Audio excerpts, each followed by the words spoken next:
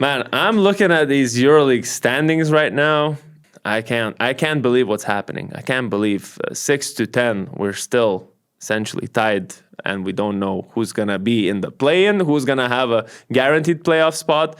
You look at the first four teams, also separated by 1 or 2 wins.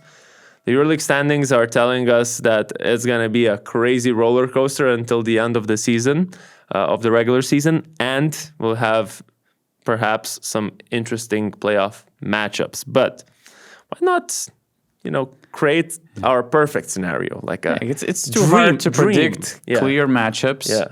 It's very confusing situations in the standings. But yeah, let's try to script our dream playoffs. For what's our purpose? What's our goal? Is to create the most hype, to get best basketball games, or what's It's your a combination of everything: hype, rivalries, content machine, player matchups, It's full package, man. coach versus coach matchups as well? Sometimes those get Coach interesting. versus owner, actually. There are some matchups like that. Okay, Yeah. interesting. A lot of different matchups that we can make up. Should we start with Fenerbahce that are on the top at the moment, at least as we are recording? So that would make sense. Okay. What's the best matchup for them in your eyes? So best matchup not for them, for me as a basketball fan. Yeah. And to me, I know that as Žalgiris fan, I should pick a different opponent for them to have a better chance to make it to the Final Four. But Žalgiris against Fenerbahce. Oh no. Šaras against Tomas Masiulis. Similar, completely similar, identical philosophies. Matchup-wise, the teacher and the student. Yeah, but matchup-wise, when you look on paper at the rosters, I'm not so sure. Žalgiris won, if Fenerbahce has that kind of advantage. The Žalgiris won the home game. You're first seed, you have no chance. No. Žalgiris won the first game, correct? Yeah. They won the very first game of the season, and now they're playing them on Friday, I believe. It's going to be a nice indicator on what kind of level these teams are at the moment. And listen, Fener right now on a 3-game losing streak. For Žalgiris, this is a good chance, even though Fener is playing at 1 home. month away from the playoffs. So. Yeah. But anyways, okay. I like the idea. I don't like the consequences of it, because then 2 Lithuanian teams. Yeah. Okay, Fener is not a Lithuanian team, but Fener has Šaras. So, I don't want to eliminate. Okay, it's fair. But I thought to witness that would be something special. I thought realistically, and this isn't probably the best matchup, but do you think Monaco will make the playoffs? Yes, I do. Okay. I am full Monaco. I'm driver of their bandwagon. I feel like Monaco will make the playoffs as the 8th seed, and we will have a EuroLeague final replay in 5 games. Imagine that kind of a scenario. Does that excite you, or is that a bit boring? That would excite me, but I'm not sure if Monaco is in position to compete with Fener in 5-game series. I think they would have a better shot at a single game scenario to beat them. And I just have way more better matchups for both for Monaco and Fener, actually. Okay. With Fener, I'm kind of... For Fener, I just don't want one matchup. That is Hapoel Tel Aviv, because then they would lose their home court advantage, in theory. Because that would be that's the nightmare matchup. Because Fener wouldn't be able to play in Istanbul, because obviously Jewish teams are not allowed, or just generally Israeli citizens. Istanbul government recommendations, they do not want to accommodate these teams because of the security reasons. You would need to play somewhere else, like Berlin, for example. But that doesn't matter. The point would just ruin the playoff atmosphere. Both teams will play in neutral venues. That would be horrible for the competition. I would love Fenerbahce versus Ataman versus Panathinaikos, but I don't want to put Pau there. I have a different matchup for Pau. But Fener Pau would be interesting. It would be drama overload. After Bolvin, what he did, drama overload. Yeah. Of course, Zvezda, Fener. Also interesting because of the fan base, sort of a big atmosphere you would expect in Serbia and back in Istanbul. But I'm not sure. Like, I feel like Fener Barca would be interesting, I think. You know, Fener Sharas Barca? against Barcelona. Some personal stuff. And Xavi is a okay, huge coach. okay. That If you remember Zenit against Barca when they were both behind the wheel, it was an yeah, interesting one. yeah, that was a but good it's series. like But this fourth is the in our ranking. Yeah. Okay. But Fener... Okay, so we gave some options. So which one do you like the most? Because Žalgiris, like, I get it, but It doesn't matter. We don't have don't to need pick to- one. okay, No, we don't need I to pick think so. one. It's either Žalgiris or PAL. to me. okay, good. Okay, I agree with you. Either green team is fine. Yeah. For Olympiacos Piraeus, who are currently second, I think Meh. we all know what we want. Some might argue, and they would say, "Hey, we want Greek teams fighting in the final." That would be a huge final, yeah. But I'm a fan of the playoffs. I prefer Greeks beating each other for 3 weeks consecutively, for 3 straight weeks. It would be a content machine. It would be a drama machine. We would definitely go to Athens then. We would live in Yeah. Athens for a month, basically. We would put our studio in Athens. Yeah. Simple as that. I mean, this matchup, considering the fact that Olympiacos have won the last 10 games in the EuroLeague, would be so interesting because Panathinaikos would have a chance at least twice or 3 times I don't even. care about this No, but record. okay, the streak you don't care about. But yeah, of course, this is a secondary or even third thing that's on the list. But also just considering, how in the EuroLeague they haven't won against this team. And Who you get cares? a 5-game Who really series. cares? They just won the cup. PAL won the cup. Yeah, but I that's don't think domestic they cup. really care about losing to Okay. Olympiacos Okay, in the that- EuroLeague. okay, you But don't anyways, care? because this Nobody is the cares. least exciting part. Yeah, it is the least exciting part. The most exciting part would be to have a Greek derby 5-game series potentially. And then this decides which Greek team goes to the Final Four in Oaxaca. Can you imagine? Much at stake. So much at stake. 5-game series. 3 weeks of And the it's Greek not derby. like, and listen, it's a 2nd and 7th seed, let's say theoretically, if that Nobody happens. cares about seeds, right? For Olympiacos, this is not like I'm playing 7 seeds, so it's fine. Like we will be fine. You're playing a team that, on the budget-wise, roster-wise, talent-wise, could potentially be even higher than you. Really, realistically, it's just that how they played, some circumstances, maybe some coaching decisions, and some roster stuff that is not letting them play to the highest potential.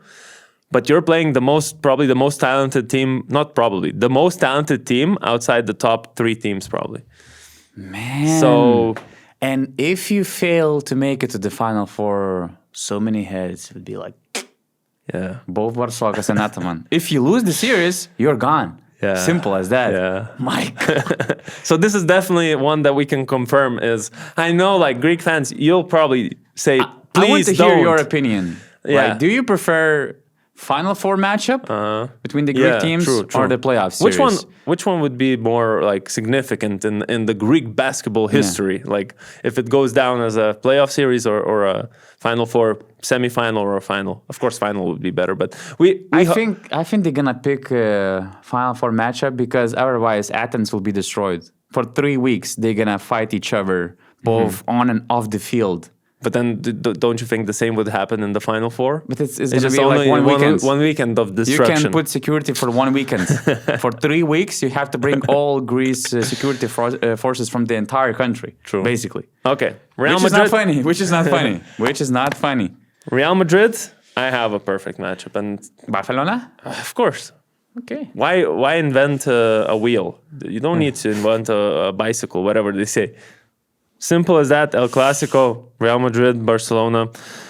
Barca is a dangerous team. I feel like even though they're not, performing as well as Real Madrid, but realistically 2 wins away from them at the moment, and they could realistically be matched up in the playoffs. And I don't think you can think of something better than El Clasico 5-game series as well. Imagine Greek derby agree. and El Clasico happening agree. simultaneously. Wow. And EuroLeague making those games both at the same time. Of Which is course. very likely. Wow, that would be great. I don't have any better option actually for Real Madrid or either Barcelona. Yeah. Because El Clasicos, they're really intense. And although Real just beats Barcelona's asses in the last matchup in the ACB, but still, it's derby game. It's me a check, different actually. day, new story. So that would be quite unpredictable. How well did they perform this season against them in the EuroLeague, though? Did they? Oh, okay. I think Madrid won Yeah, Real won 80-61 the last one, and then in Palau. I think. the one before also they won. Yeah, so But it's the playoffs. Xavi is the, mastermind of the playoff basketball. Mm-hmm. Oh, and okay, so the fourth matchup, would be Valencia at the moment. At least. Valencia. I remember I mentioned coach against the owner. Valencia against Hapoel. Do you remember the beef that they had? Ah, yeah, I remember. Between Pedro Martinez and Alfred Yanai? Can you remind the viewer and myself exactly what happened? Because it has some political context because it's connected to Palestine, and Pedro Martinez shared something on Twitter. Okay, I found I went after him, and after early in the season, the owner was suggesting that Pedro Martinez should be concerned about his seat. Hi, Pedro Martinez. I hope you enjoyed first seed for a few days, but you are sitting in my place. This is a nice one. The first ones were quite ugly. And I think that he even got fined by the EuroLeague, if I remember it correctly. Okay, the first one was about, I see, about like so it got records. personal. And, he was like suggesting that Pedro Martinez should be concerned about his seats. New coach, okay. Yes. So Valencia against Hapoel, two Eurocup teams. I mean, two EuroLeague newcomers. I like this, and I like Pedro Martinez actually biting back, saying, like, you have a better team and you are the best basketball president in the world. Congratulations. I told you. That would be okay, an this is interesting good because I thought, the only boring matchups will be whenever we speak about Valencia and Hapoel. But I have a problem. There is a chance that game in Valencia will be played behind the closed doors. Because for sure. the way Israeli teams are hosted in Spain. So that would be a bit there are many shit. horrible matchups with Hapoel featuring that matchup. And then that's it, essentially. And if not Panathinaikos for Olympiacos, I want Monaco against Olympiacos. It can't get any worse. EuroLeague classics. Olympiacos, Monaco.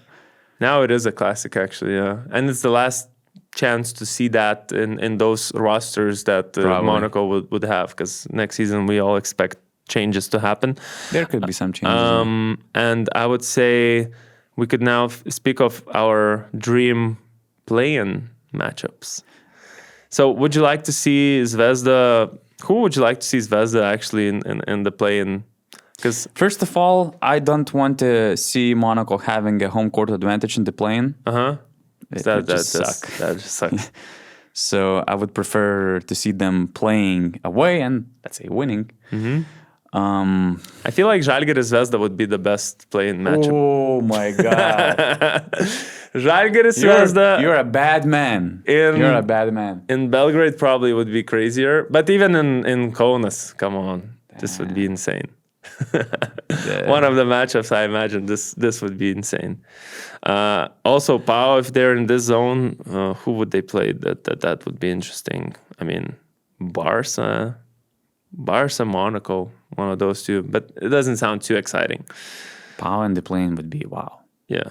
It would be a real March Madness of the EuroLeague. But it might just, we're still talking about 5 games left. Hapoel has 20 wins. If they lose the next game and these other teams win the next games, then they might be in the play-in conversation. These matches that we picked, they're quite likely. They're possible. I think, but at the same time, anything can change in 2 seconds. In 5 games, anything can change. And in general, what we just spoke about, I think if these matchups happen, this will just be a sort of like this would be the best cherry on top ever. Insane. I want to hear your dream playoff matchups. Write those down in the comments below.